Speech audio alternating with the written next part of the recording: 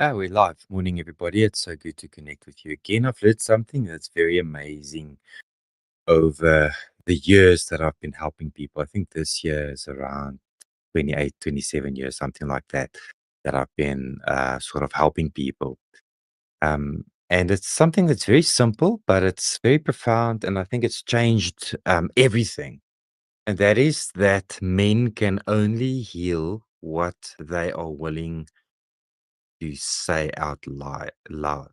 You cannot heal a wound by saying that it's not there. I had a conversation yesterday with somebody that just told me that their husband is not willing to admit, is not willing to confess, to say that there's a problem and what the problem is. So the problem persists. And obviously, the problem that is a problem to her is a solution to him. So it's very difficult. It's a solution because it's a plaster that's being stuck over an open, sore, festering wound. And I know saying the truth out loud is hard. Silence feels safer, it feels stronger. How we convince ourselves that we can manage it, we'll, we'll make it, we'll get through it. Typical South African mentality, and that the problems will fade away. Um, And that if you pray a bit harder and if you serve Jesus a bit longer and louder, if you perform a little bit better, if you make more money, if you're more successful, if you just stay busy enough, then it will just go away. And I've heard men in that frame of mind for years, year or 2 years, they just ignore it and then the problem comes back because it always does, doesn't it? But the truth is this, silence does not make the pain go away. It drives the pain in deeper. It just makes things grow in the dark. Because there's power in darkness. There's power in darkness, and every man has his own version of hiding. Some hide behind work, like I've just said. Other hides behind church and pretense, and some others hide behind a bottle of brandy or inside the bottle, I don't know where. And others hide behind a joke, joking and being the life of the party and being acceptable. Others hide behind success. Some hide behind anger, um, because it's easier to explode than what it is to be exposed.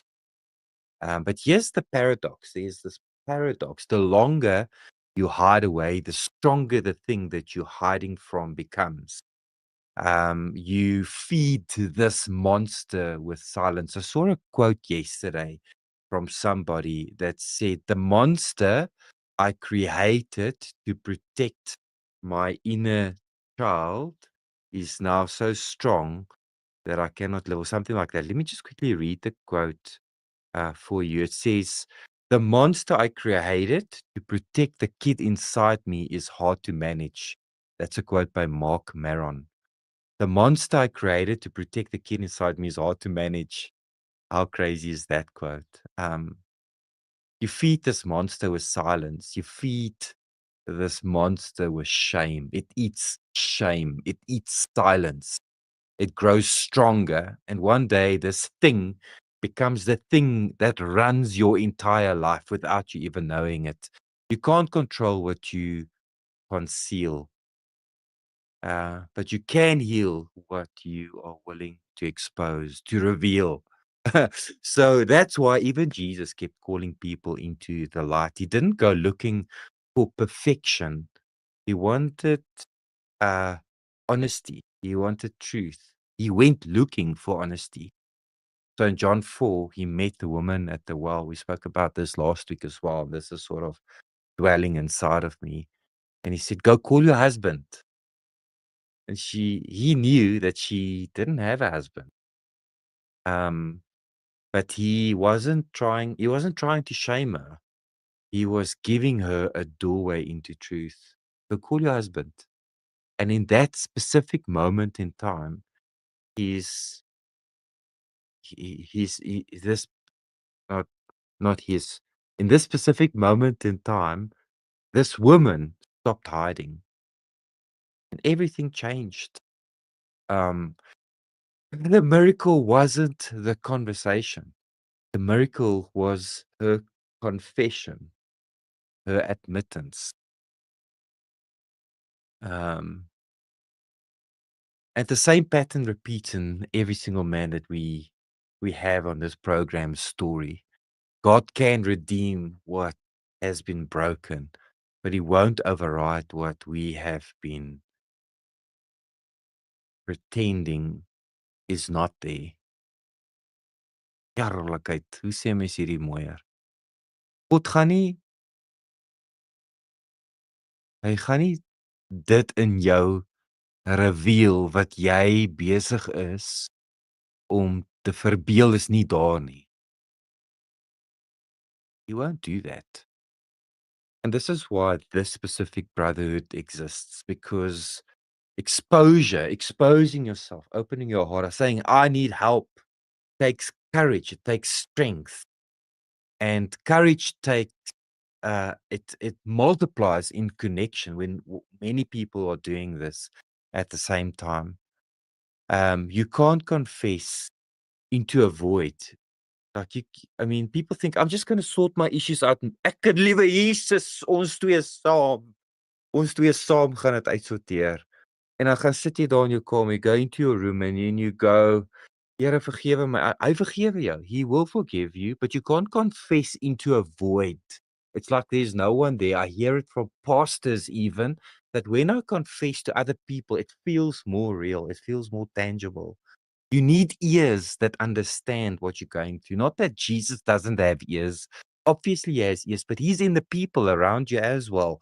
You need a team of brothers who've walked through the same fire, and that won't run when things start burning.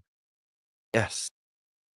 Oh, this is a hard message this morning. I'm just imagining like I'm speaking to a specific person. I pray that this message will reach that man's heart. And when a man speaks, something happens in his heart, in his spirit. There's a bond that happens, and darkness loses its territory. Shared brokenness builds stronger bonds than shared beliefs. I wish I could scream this out loud. I've watched many men confess things that they've carried for 20 years, 30 years, 27 years, and instantly they feel the weight that is dropped from their shoulders.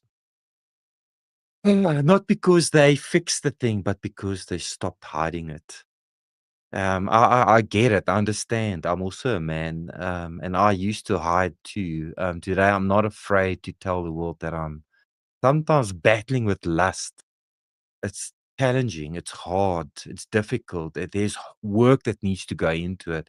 And those that will pick up the first stone are the ones, those that are pointing the fingers and picking up the first stones are the ones that's hiding behind the doors themselves. Often the people that go, "Yeah, you help men with pornography addiction. You're battling with temptations. How can you do that? Like it's exactly what I'm supposed to be doing. And where do you not battle with anything?" So, I hid behind leadership. I hid behind pretense. I hid behind that double life, the spotlight. I hate that space. Behind the need to look strong, behind performance. But you can't lead from behind a mask, and you can't heal from behind a lie. The moment I started speaking the truth, I realized exposure is not humiliation. It's liberation. It liberates you. So we step into, as we are heading towards December, I can feel it again. There's a pressure that's busy building. Men are starting to drift. They start numbing. They start hiding. But here's what I know is true for sure, and that is that the darkness of December can't hold what's been brought into the light. So say it, even if you just start practicing saying it into the void, expose it. I have a problem. I'm escaping into the drink, into the porn, into the what, into the work. Let it breathe in the light, because every time one man starts speaking the truth, it's like dominoes. Another person will find permission to do exactly the same thing. A man can only heal what he's willing to say out loud. And that's why we show up, and that's why we talk. And this is why I'm doing these conversations. That's why this brotherhood, this connected brothers space exists. Not because we're perfect, not because we are better than anyone else, but because we've done the hiding. And I don't know what your thing is today and what secret, what shame, what silence you are carrying, what your story that you've buried is all about. But I do know this, and that is that God already knows it. He's just waiting for you to stop carrying it alone. Say it out loud, expose it, be a man, because freedom starts with the sound of your own voice, hearing you saying the things that you wouldn't have said out loud before. Thanks for listening to me today. I hope you have a fantastic day.